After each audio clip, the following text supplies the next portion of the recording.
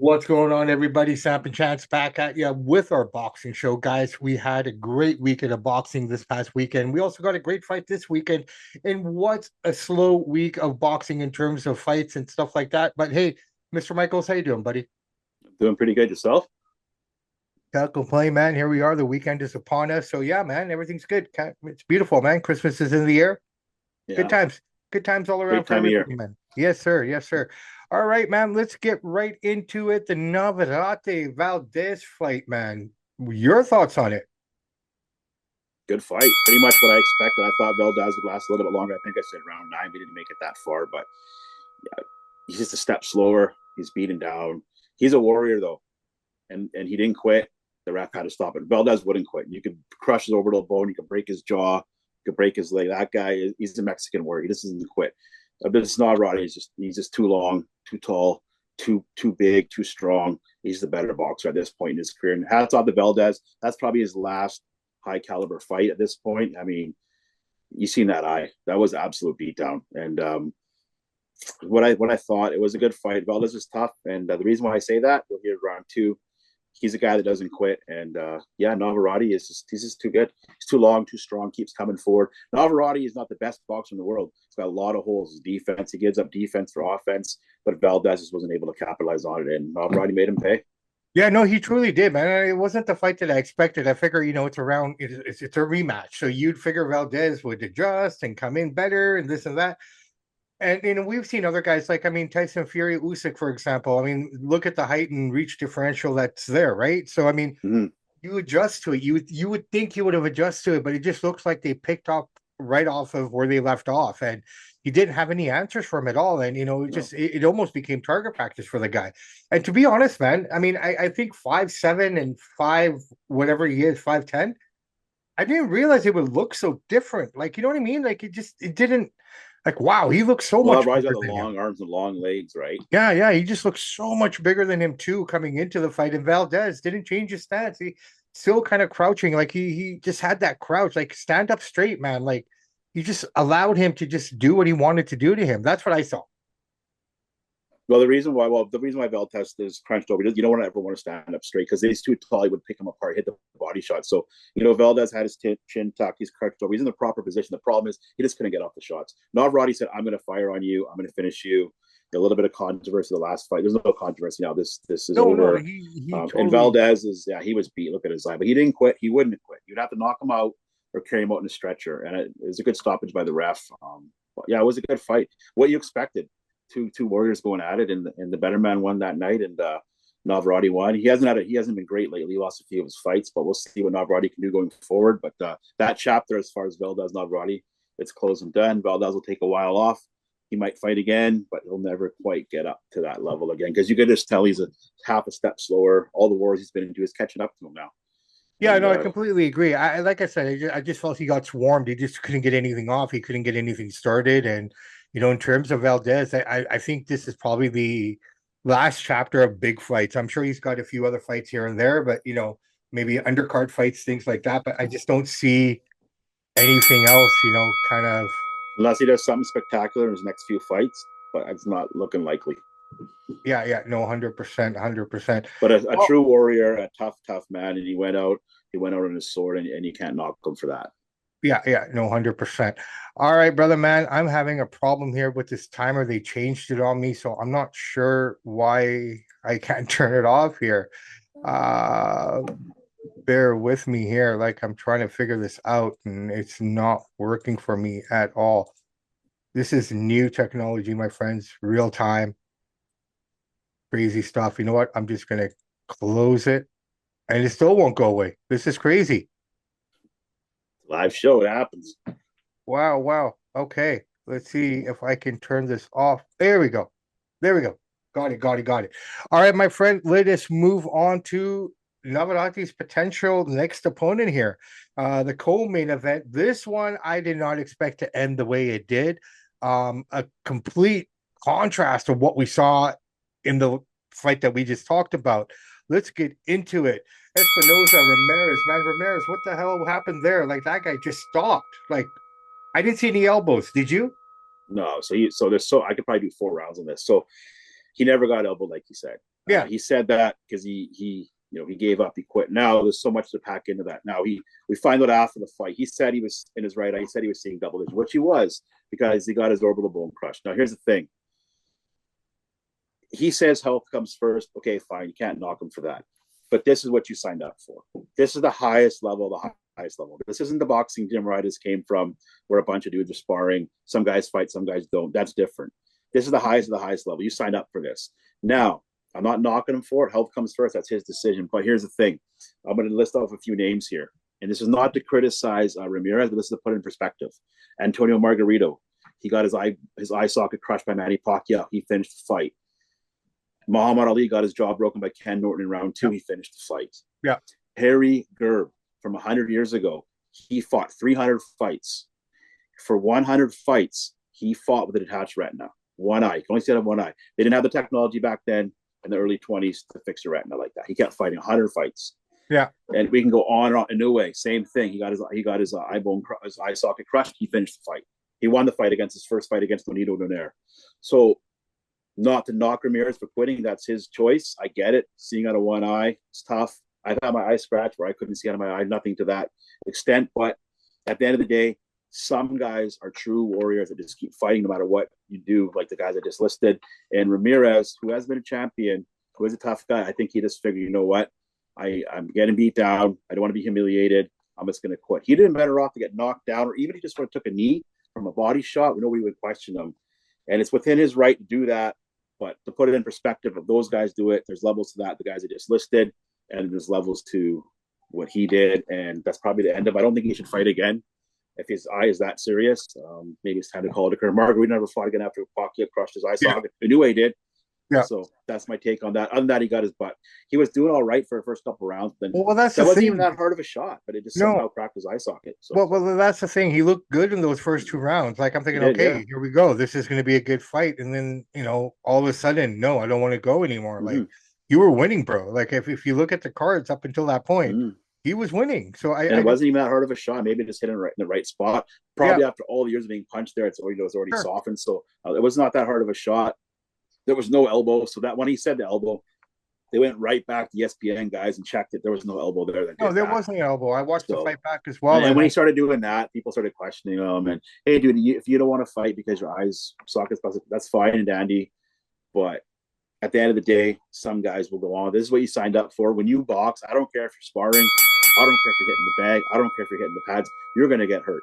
Different severities of how you're going to get hurt. You're going to have a sore wrist. You're going to get an eye scratch and sparring. Whatever the case, you signed up for this. You don't have to fight on if you don't want to. Nobody's going to call you a wimp. But at the end of the day, the guys I just listed are a whole other caliber for that reason. How do you finish the fight? We'd be sitting here talking, one of the toughest guys ever. He finished with this crushed eye socket, and he didn't want to do it. So, no, fair play. Fair enough for him. But Espinoza, one of my favorite fighters because he's nonstop action. Same thing. He gives up defense for offense, but he keeps coming forward. He's fun. He's young. He's lanky. And I enjoy watching him, and he just brings the pain. And I love that guy. So very quickly before we get into the last round here, Espinoza Navarrete. What do you think of that fight? I give Espinoza will be the favorite for that one.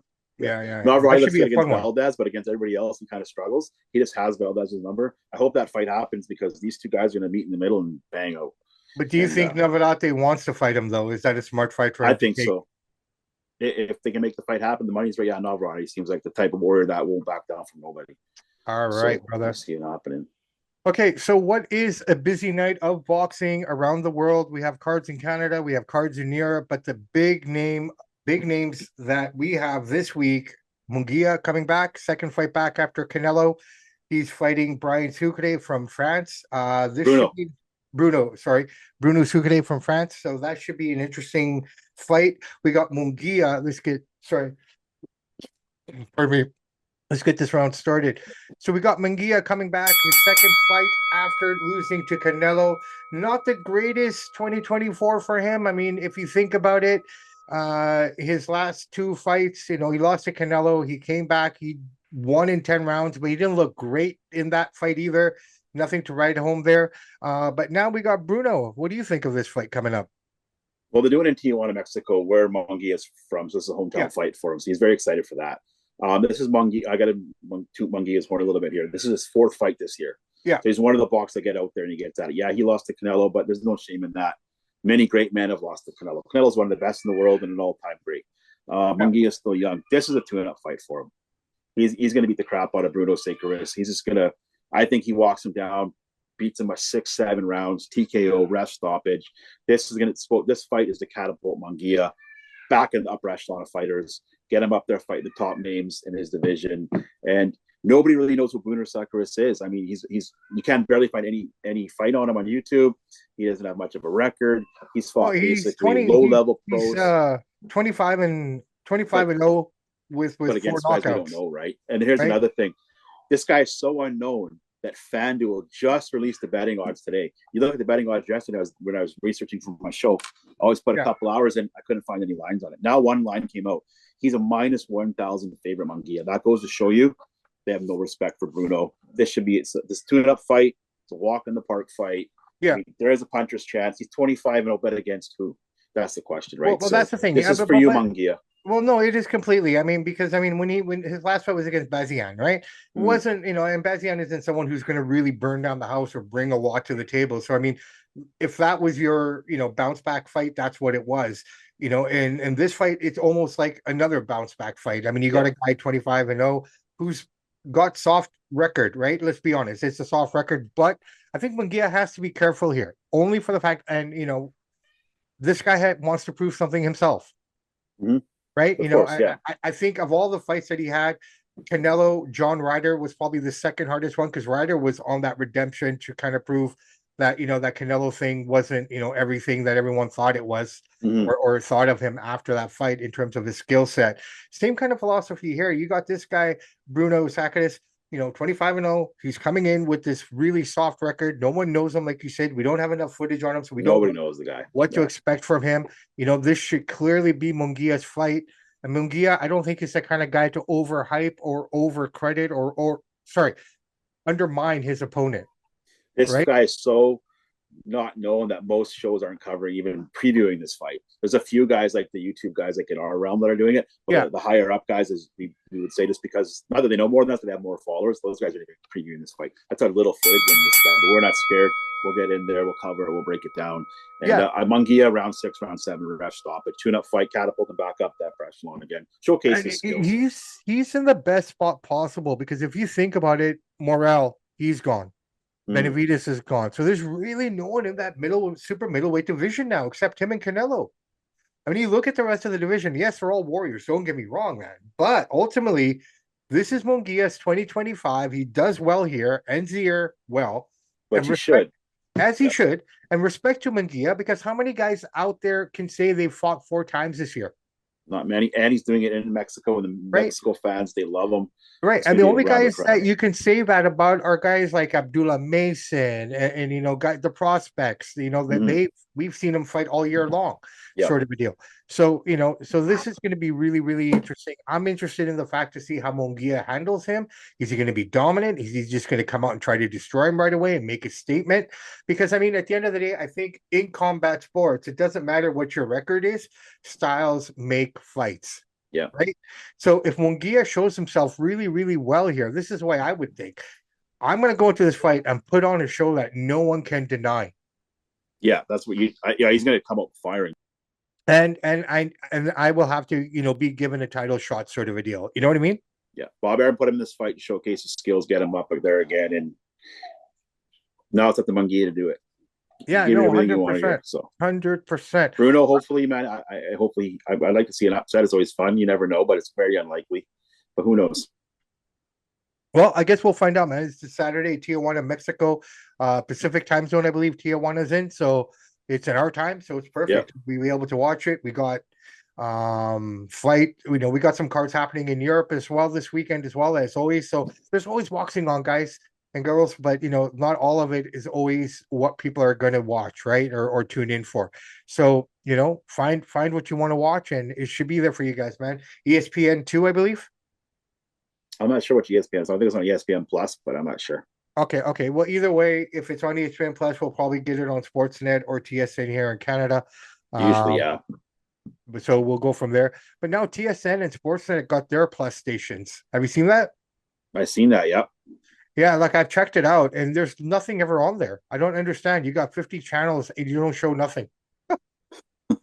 Just for that specialty, people that want some specialty stuff, like a curling match or a match you can't see anywhere else, is kind of why they Well, do it. a lot of the UFC stuff now, Sportsnet has the contract with them before it was TSN.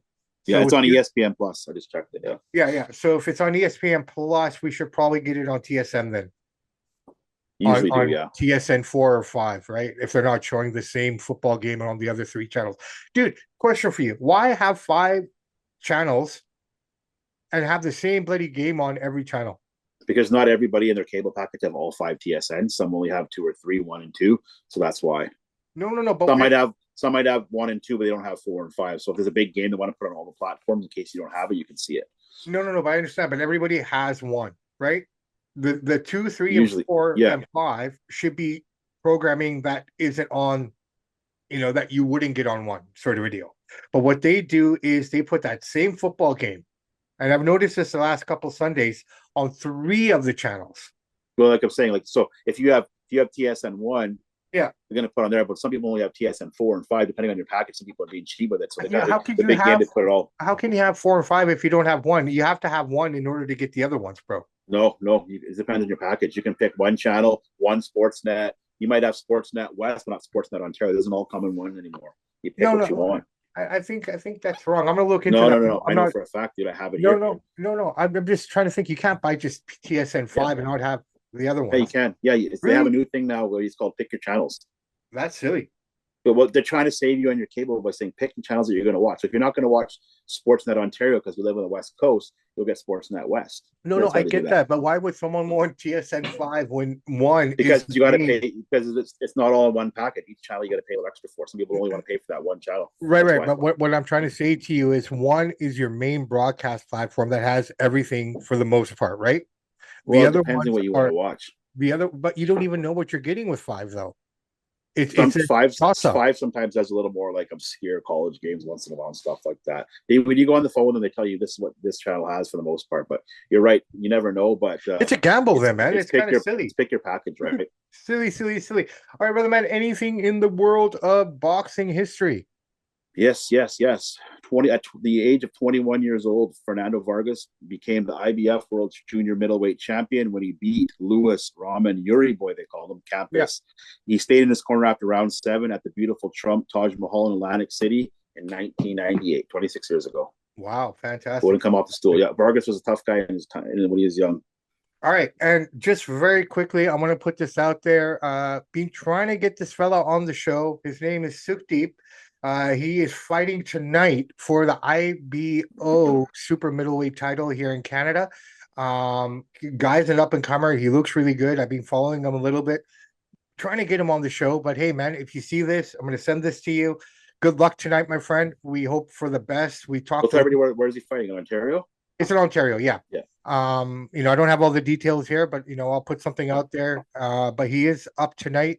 Talked to him a little bit when he was in Vancouver. We couldn't get anything done. He was here for a soccer tournament supporting his nephew, so we couldn't get it done at that point. But here again, I hope it doesn't see this part. I find it challenging that we want to help and elevate local talent, and they don't. They make it very difficult to connect. You know what I mean? Some people don't like being interviewed. Some people don't want some tough questions, so that's part of it. And some people, until you have a certain amount of subs, they don't want a part of it. So it depends on the person, right? Yeah, no, fair enough, man. But yeah, good luck to him tonight. We hope him nothing but luck. I hope he comes out with victory, and yeah, just looking forward to that. So, if you're looking for something tonight, and if you can find it on the TV or somewhere, check it out.